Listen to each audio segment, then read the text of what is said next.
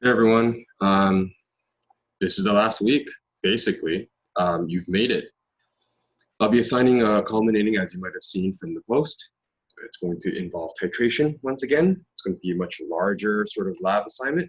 Hope you do well, and you will in turn feel confident for what's to come next year. But don't just rely on me. If you're feeling a little antsy about it, use the summer to be productive. I'm going to try to make this video as short and sweet as possible. We're going to continue finishing off chapter 11.9 from last week by introducing the combined gas law. So can we start with this idea? Do you recall from the previous sections that P1 V1 is equal to P2 V2, right? And of course, volume 1 is related to temperature, and temperature is also related to pressure. Okay, so if you think about it, P, V, and T have a kind of triangle going on. And in fact, because we're simply talking about relationships and constants here, that's exactly what happened. You bring all of these together, we have ourselves a combined gas law. Only for gases, of course, okay, because it has to do with pressure. From here on, some of the examples I give you, and we're going to do one together, you will be given all numbers. They'll be given some kind of pressure, some kind of volume, some kind of temperature, but one of them is going to stay constant. So take a look. I'm going to take a highlighter, use a different color. We'll use red here. Let's pretend I give you pressure, volume, and temperature, but the volume stays the same. For example, let's say the volume is 1 liter. So if P is multiplied by 1, that simply becomes times 1 times 1. So in essence, nothing changes. And all of a sudden, you have one of the 3 gas laws. In the same way, instead of volume, let's pretend volume does change because we're dealing with a syringe or something, but all of it is done in a constant temperature. In other words, temperature is, let's say it's 100 degrees.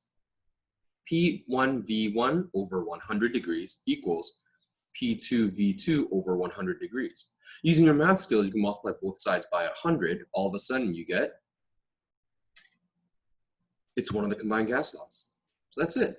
So as opposed to memorizing all 3, of course, you may have to memorize all 3 names for each equation and be able to recognize what means what. But in terms of the gas law, you can actually condense it and look for that. In my head, when I was in high school, I just memorized this with PVT, PVT, knowing that T was on the bottom. PVT, PVT. Sort of like PVC, if you know what PVC piping is, your parents or you have siblings that are like plumbers or whatever, okay? Or even in tech, whatnot. Let's take a look. I'm going to do page 560, number 1 with you. Okay. Quickly typing it out. If you want to open up a textbook and read through it with me, you can.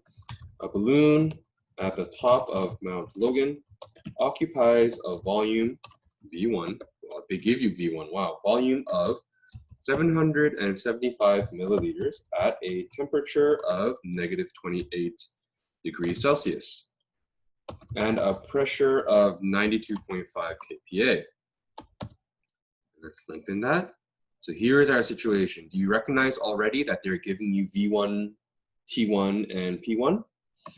What is the pressure at the bottom of the mountain if the same balloon has a volume of 825 milliliters at a temperature of 15 degrees Celsius? Okay, and so that's it. In this particular question, it's not that one of the constants have been left constant, but rather they give you other pieces of information that we can plug into the formula. And this is the reason why we need a combined gas law. It's because 2 variables can change. So just like we said before, as P is connected to V and V is connected to C, if P changes and T changes, how does V change to accommodate for both of those variables? And so we need the combined gas law. Ready? Volume. V1 is going to be, of course, in liters. Get into a habit of that. A temperature of negative 28 degrees Celsius, which is negative 28 plus 273. We must turn this into kelvins, and that becomes, what is that? 253, 250, 245. Is that right? I don't trust myself. It's been a long day. Mental math, come on.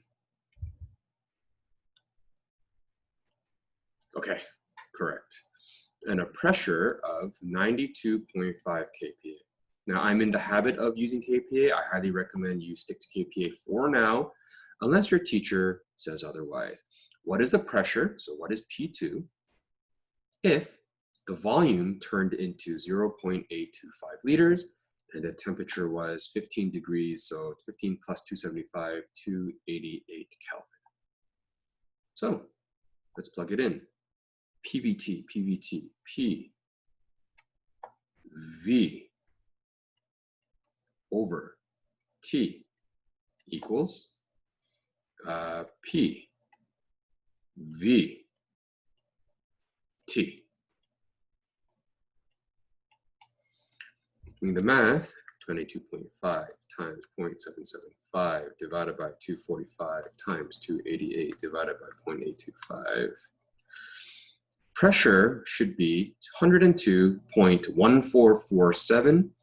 Sig figs would be 3, so 102 kPa. Done. That's the combined gas law.